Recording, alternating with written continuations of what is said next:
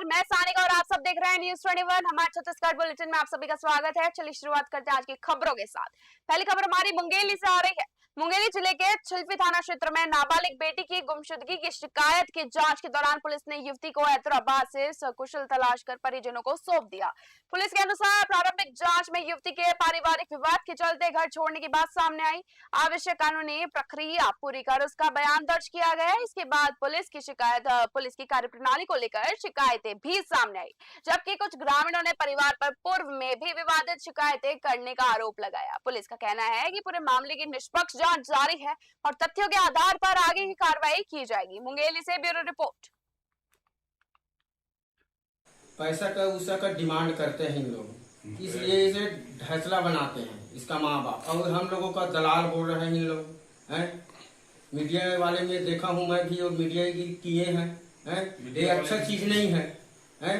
हम कहाँ का दलाल हैं? पहले बता, गांव बस्ती का आदमी है, समझौते में गया था, हैं? ये अच्छा चीज नहीं है। उन लोग खुद मतलब वैसी काम करते हैं, जिधर दो पैसा मिल जाए वही सही है वाले उन लोग का लगातार गांव में एक घटना लिंकर द्वारा अंजाम दिए जाते कि गांव में कोई भी फंसा के उनकर से पैसा इनके काम करे जाते। पूरा ग्राम धर्मपुरा के हरीफ लहरे द्वारा 1 महीना पूर्व जो है यहाँ आके सूचना दिया था कि उसके नाबालिग लड़की घर पर नहीं है, जिस पर जो है हमारे द्वारा जांच किया गया तो ये पता चला कि आज से 3 वर्ष पूर्व नाबालिग लड़की उनके और एक नाबालिग लड़का के साथ प्रेम संबंध था, और उसी दौरान जो है लड़की प्रेग्नेंट भी हो गई थी, जिसका जो है उनके गांव में दोनों परिवार के बीच में सामाजिक बैठक लिया गया। सामाजिक बैठक में उन लोग जो है दोनों बच्चे नाबालिग है। वो दलाल जो है सब फर्जी बातें गांव के उल्लंघन डाले थे, 10 के फोगा कर सुलझा के बोला पूरा कर दें तो थानोदार वाले लोग चुतिया समझते। 24 घंटा सर ही बात मत कर, तो थाना है आम बात हो गया, आम जनता है गांव बस्ती वाले धर्मपुरा पंचायत द्वारा उसके पास में तंग हो हुआ है। अब वो 25,000 वाले होकर सब फर्जी बातें होगा भाई, वो 25,000 को बीच में डिमांडे नहीं हुई। पैसा का उसा का। कोरबा के मानिकपुर चौकी क्षेत्र में हाथ में तलवार लेकर लोगों में दहशत फैलाने वाले 19 वर्षीय युवक को पुलिस ने गिरफ्तार किया है। सूचना मिलते ही पुलिस ने मौके पर पहुंचकर आरोपी को गहरा बंद लेकर पकड़ा और उसके कब्जे से धारदार तलवार बरामद की। आरोपी के खिलाफ भारतीय न्याय संहिता की संबंधित धाराओं और आर्म्स एक्ट के तहत मामला दर्ज कर न्यायालय में पेश किया गया। राजू से न्यायिक रिमांड पर जेल भेज दिया गया है। पुलिस ने कहा कि सजग कोरबा सतर्क कोरबा अभियान के तहत असामाजिक तत्वों के खिलाफ सख्त कार्रवाई ऐसे ही आगे जारी रहेगी। कोरबा से दिलीप कुमार वैष्णव की रिपोर्ट। कोरबा के SECL मानिकपुर क्षेत्र में खदान विस्तार से प्रभावित भू विस्थापित ग्रामीणों ने रोजगार और पुनर्वास की मांग को लेकर आंदोलन शुरू कर दिया है। 9 से अधिक गांव के ग्रामीणों ने महाप्रबंधक कार्यालय पहुंचकर ज्ञापन सौंपा। ग्रामीणों ने स्थानीय युवाओं को 90% रोजगार आरक्षण, भर्ती प्रक्रिया में दलाली बंद करने, प्रभावित परिवारों को रोजगार देने और पुनर्वास समस्याओं के समाधान की मांग रखी। ग्रामीणों का आरोप है कि जमीन अधिग्रहण के बाद उनकी आजीविका प्रभावित हुई, लेकिन रोजगार के आश्वासन पूरे नहीं हुए।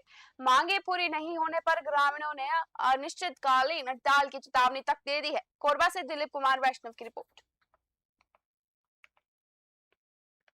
कोरबा के चिमनी भटा वार्ड क्रमांक 14 में महिला एवं बाल विकास विभाग और मानिकपुर चौकी पुलिस ने समय रहते बाल विवाह रुकवा दिया।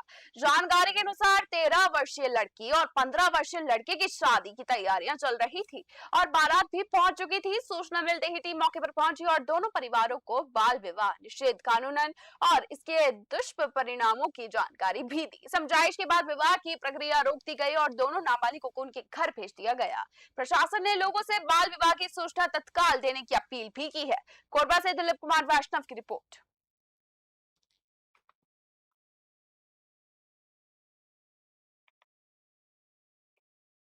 छत्तीसगढ़ का धमतरी जिला औषधीय और सुगंधित फसलों की खेती के जरिए देश भर में नई पहचान बना रहा है।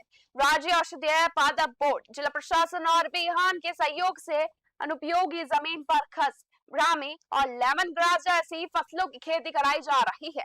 पहले चरण में 150 एकड़ भूमि पर 200 महिलाओं को जोड़कर शुरू की गई इस पहल से प्रति एकड़ करीब 1 लाख रुपए तक की आय होने लगी। राष्ट्रीय स्तर पर सराहना मिलने के बाद अब इस मॉडल को 500 एकड़ तक विस्तार देने और 500 से अधिक महिलाओं को लखपति दीदी बनाने का लक्ष्य रखा गया है। रायपुर से ब्यूरो रिपोर्ट। रायपुर में आयोजित कांग्रेस की पत्रकार वार्ता में नेता प्रतिपक्ष डॉक्टर चरणदास महंत ने पेपर लीक और नीट परीक्षा को लेकर केंद्र सरकार पर निशाना साधा। उन्होंने आरोप लगाया कि पेपर लीक की घटनाओं से देश के करोड़ों छात्रों का भविष्य प्रभावित हुआ है और दोषियों पर प्रभावी कार्रवाई नहीं की गई है। महंत ने नीट परिणाम के बाद जगदलपुर की छात्रा की आत्महत्या को दुखद बताते हुए कहा कि छात्रों में बढ़ती हताशा के लिए केंद्र सरकार जिम्मेदार है। उन्होंने परीक्षा प्रणाली में पारदर्शिता लाने और पेपर लीक करने वालों पर कड़ी कार्रवाई की मांग की। रायपुर से ब्यूरो रिपोर्ट। पंकजौर के life academy higher secondary school के कक्षा 10वीं के छात्र दीपांशु बाला ने छत्तीसगढ़ की 26वीं राज्य स्तरीय विद्यालयीन खेल प्रतियोगिता में बॉक्सिंग के 75 से 80 किलोग्राम वर्ग में शानदार प्रदर्शन कर क्षेत्र का नाम रोशन किया। रायपुर में आयोजित प्रतियोगिता में उन्होंने बस्तर संभाग का प्रतिनिधित्व किया। उनकी सफलता का श्रेय कोच पोल देवराव के मार्गदर्शन और निरंतर अभ्यास को दिया जा रहा है। विद्यालय के प्राचार्य रिजॉयसन के जोसेफ के दीपांशु की उपलब्धि पर खुशी जताते हुए इसे अन्य विद्यार्थियों के लिए प्रेरणादायक बताया। पंकजौर से ब्यूरो रिपोर्ट। पहले तो मैं बहुत बहुत बधाई देना चाहता हूं अपने छात्र को कि उसने इस प्रकार से हमारे पूरे पखानजोर, हमारे परलकोट और कांकेर का नाम रोशन किया है और उसके उज्जवल भविष्य की कामना करता हूं मैं। और वैसे ही हमारे कोच एम पॉलदेव राव जी को भी मैं हृदय से धन्यवाद देना चाहता हूं। उनका वो हार्डवर्क, उनका लगन है जो यहाँ तक इस बच्चे को सिल्वर मेडल हासिल करने के लिए और अंडर 17 बॉक्सिंग में सेकंड पोजीशन हासिल करने में उन्होंने बहुत ज़्यादा उन्हें प्रेरित किया है। मुझे जो है बहुत खुशी महसूस हो रही है और मैं जो है इसका क्रेडिट जो है अपने कोच पॉल देव राव सर को और जिन्होंने मुझे ट्रेन किया है और अपने स्कूल को जिसने मुझे सपोर्ट किया और अपने फैमिली को भी जिसने मुझे सपोर्ट किया है, इनको देना चाहूँगा। आगे काफ़ी अच्छा महसूस कर रहा हूँ मैं। लास्ट ईयर इसने ब्रॉन्ज मेडल लिया था और उसके पिछले साल जो है इसने सिल्वर मेडल इनके बड़े भाई ने दीप ज्योति बाला ने दिया था और कंटिन्यू मेहनत कर रहे हैं। नेशनल एंथम होने के बाद सारे बच्चे स्कूल चले जाते हैं, उसके बाद यहाँ से इसका स्टार्ट होता है, 1-2 घंटा वो प्रैक्टिस डेली करता है और उसके बाद स्कूल जो सपोर्टिव रहा हमेशा और school management, director, principles, HODs हमारे चंगे। We are so happy to say that our class 10 student Dibhanshu Bala, he got state level second place in the boxing competition. This is because इसका बहुत मेहनत किया है, hard work किया है। पिछले साल 3rd प्राइज मिले थे, ब्रॉन्ज मेडल।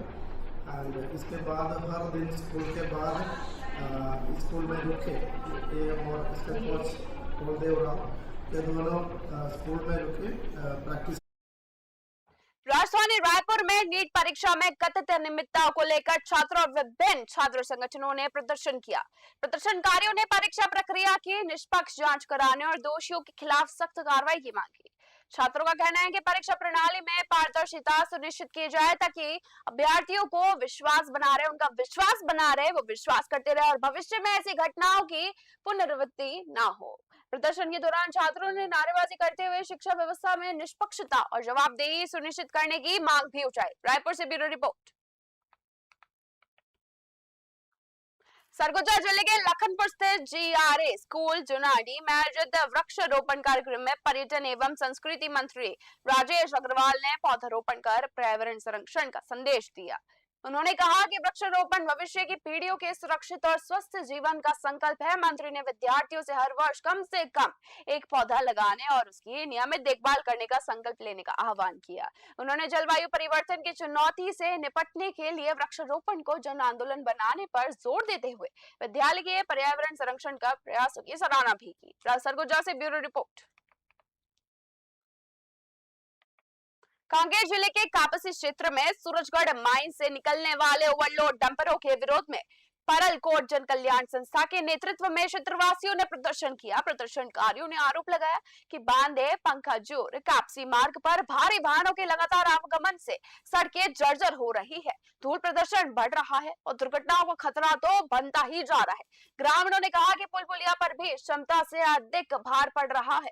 प्रदर्शन के दौरान प्रशासन से ओवरलोडिंग पर सख्त कार्रवाई, भारी वाहनों के संचालन पर नियंत्रण और सड़क सुरक्षा के लिए तत्काल कदम उठाने की मांग की गई। कांगेर से दिल्ली पे मंडल की रिपोर्ट। जानकारी है इसके बारे में? जी, इसमें क्या है ना, ये जो सूरजगढ़ से माइंस वाला गाड़ी आ रहा है तो इसमें कंपनी को तो फायदा हो रहा है। यहाँ का जो परलकोट क्षेत्रवासी है इनके लिए क्या स्कीम है, इनके लिए क्या फायदा है? ये जो हमारे जनता है इनके लिए कुछ फायदा तो बताएगा आके कोई माइंस से जो अधिकारी कर्मचारी है। आज आप लोग क्या मांगे रख रहे हैं सरकार के सामने? जी, इसमें जो हमारा रोड घाट है बिल्कुल ही खराब हो गया है। तो ये जो रोड है इसमें ट्रक आना जाना करे हमको कोई आपत्ति नहीं है। वो जो ट्रक है इस रोड में चलने लायक रोड पहले बना ले, उसके बाद चलाए, हमें कोई आपत्ति नहीं है। ये जो सूरजगढ़ से जो महेश की जो गाड़ी आ रही है इसको तत्काल बंद किया जाए और जब तक 60 से 70 टन वाली क्षमता वाली सड़क ना बन जाए तब तक गाड़ी ना चले। और अभी तक जो सड़क बिगड़ चुकी है, स्कूली बच्चों को परेशानी हो रही है, क्षेत्रीय युवा जनताओं को परेशानी हो रही है, तत्काल इसको ठीक किया जाए, इसको सुधार किया जाए सड़क को। रायपुर में चलती ट्रेन में मोबाइल चोरी के आरोपी युवक को लात मारकर नीचे गिराने का मामला सामने आया है। घटना का वीडियो सोशल मीडिया पर काफी ज्यादा वायरल हो चुका है, जिसके बाद जीआरपी ने जांच शुरू की और आरोपी सुरेश कुमार को गिरफ्तार कर लिया। पुलिस ने उसके खिलाफ भारतीय न्याय संहिता की संबंधित धाराओं के तहत मामला दर्ज किया है। घटना 14 जुलाई को उरकुरा और मांडर स्टेशन के बीच आजाद हिंद एक्सप्रेस में हुई बताई जा रही है। वहीं ट्रेन से गिरकर घायल हुआ मोबाइल चोरी का आरोपी युवक घटना के बाद फरार हो गया, जिसकी तलाशी फिलहाल जारी है। रायपुर से ब्यूरो रिपोर्ट।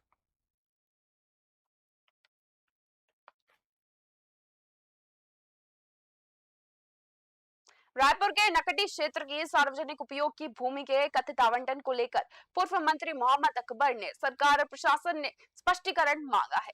उन्होंने कहा कि यदि चारागाह भूमि को विधायक कॉलोनी के लिए आवंटित किया जा रहा है तो ये सुप्रीम कोर्ट के निर्देशों के अनुरूप है या नहीं, इस पर स्थिति स्पष्ट होनी चाहिए।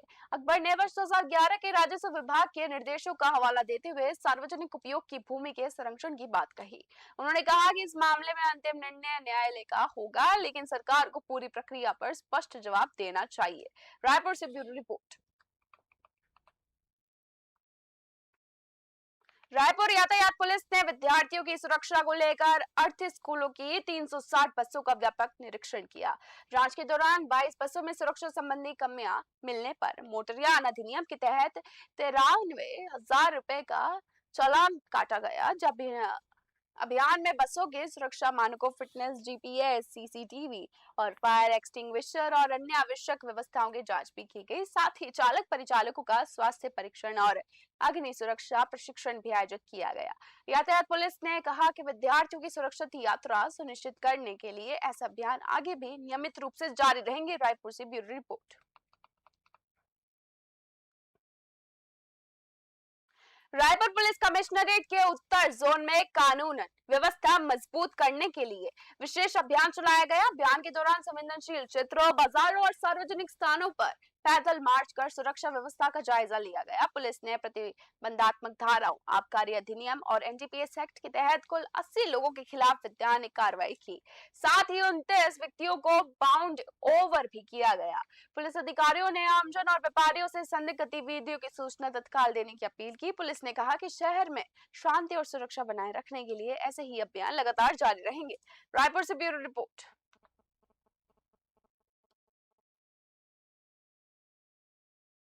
हमारे छत्तीसगढ़ बुलेटिन में बस इतना ही। देखते रहिए न्यूज़ 21। धन्यवाद।